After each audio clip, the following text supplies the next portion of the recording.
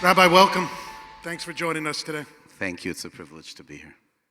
The rising anti-Semitism has been a concern now for several years, going back to the COVID pandemic within the Jewish community, but certainly after October 7th, it's been magnified to another level. And of course, as the Orthodox Union, you have a unique perspective, being the most visibly Orthodox Jewish community here in the United States.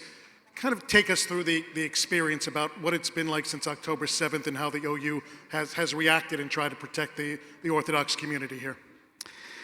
Yes, so Mike, as you correctly say, the experience of anti-Semitism in the United States has unfortunately grown to levels that we haven't seen. We haven't seen since the 40s in this country, and October 7th took it to a dramatically new level, significant new level. It's a fascinating thing. It's hard to use the word fascinating, but it is when one notices the generational divide. Our experience, our work takes place both in the front lines on the campuses. We have many Orthodox students on the university campuses experiencing this in a way which is different. Every Jewish student on campus is experiencing it. Those walking around advertising their Jewishness, visibly Orthodox, especially so. Those who really make their home in the kosher spaces, in the dining halls, in the Jewish spaces, they're experiencing it that much more dramatically. And at the same time, so we have our need. We've said we have homes on campus.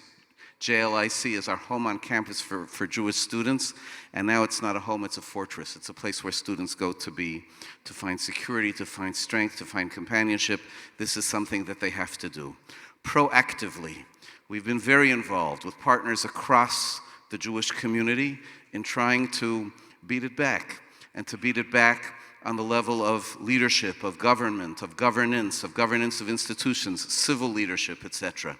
And what we find is that there's an incredibly high level of appreciation for the problem. The leadership, elected leaders, law enforcement, they look at this and they say it's shameful. They say it does not reflect the country that they live in, the country that they were elected to serve, or that they took it upon themselves as their life's work to serve.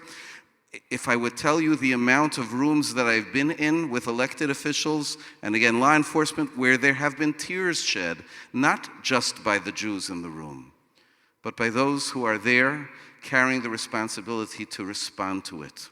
They want to. They go to sleep at night thinking about it. They wake up in the morning thinking about it, but they haven't figured out yet how to do it. And that's a huge problem, a huge challenge. It's our job, and a job which we're trying to do all the time, to encourage, to push, to say, Lo ya'aseh ken bimkomenu. This is not something that can happen here. There can be no place.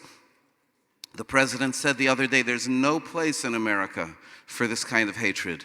That's unfortunately not a statement of fact. It's a wish, it's a hope, it's a prayer.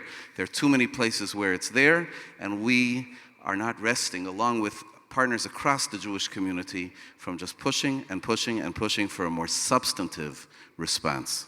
One of the themes I wanted to talk to you about, while the aftermath of October 7th has certainly caused fear, insecurity, it's also had the effect of bringing Jews back to Judaism that may have strayed, or rekindled maybe a childhood affection for Israel. We're seeing that as well in OU-affiliated programs at the high school levels, which have also been impacted.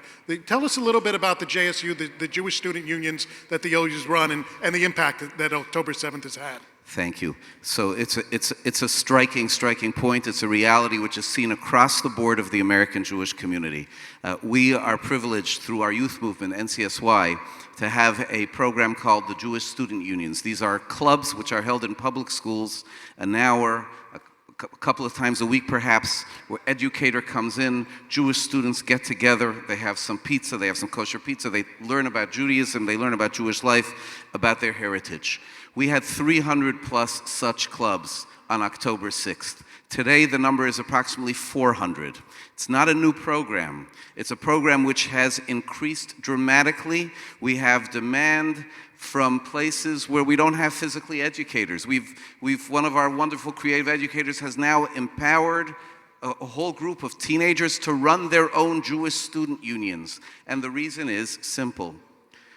When you went to school, Mike, so you go to school, school's like your home away from home. It's your home away from home. And when your home suddenly becomes like hostile, when it's difficult to manage, so you need to find a home within that home. And so many students who didn't take advantage of it before, and even the existing clubs in schools which already existed, the level of participation, of attendance has spiked. It's gone really, really high, because Jews understand that they have each other, that they need each other, that others are less reliable, are less understanding. And this is an opportunity. We speak about it. There's a bump in anti-Semitism, there's a bump in pro-Semitism. And this is a moment that we, as a Jewish community that wants to foster connection, it's a moment we have to take advantage of. And we only have a moment left, but I wanted to ask you spoke earlier about the current administration and its reaction to anti-Semitism. The OU gathered thousands upon thousands of signatures to deliver to the White House showing support for Israel. What was your reaction? What is your ongoing reaction to the Biden administration's sometimes support for Israel, sometimes antagonism toward? Where do you want them to stand right now, and where do you feel they could do better? Our advocacy is that the moral truth, the moral right, the moral power of Israel as a nation which is there advancing every good value, tzahal, with a sense of values of Torah HaNeshek, of purity of arms, there to defend. One has to be able to see the difference between the good and the evil. Our voice is a voice of pride in Israel and its values. Our voice is one which will continue every single day to go and to push the administration that recognizes this and knows this very, very well, and sometimes, however, gets caught between the various parties that it has to negotiate between, to raise their voice consistently and clearly about the difference between good and evil, with pride in Israel, with support in Israel, and we will be there supporting them, and we hope that all of us on all sides of the ocean will be worthy of that pride, continue to be worthy of that pride. Rabbi Moshe Ou from the Orthodox Union, thanks so much for joining us. Thank you.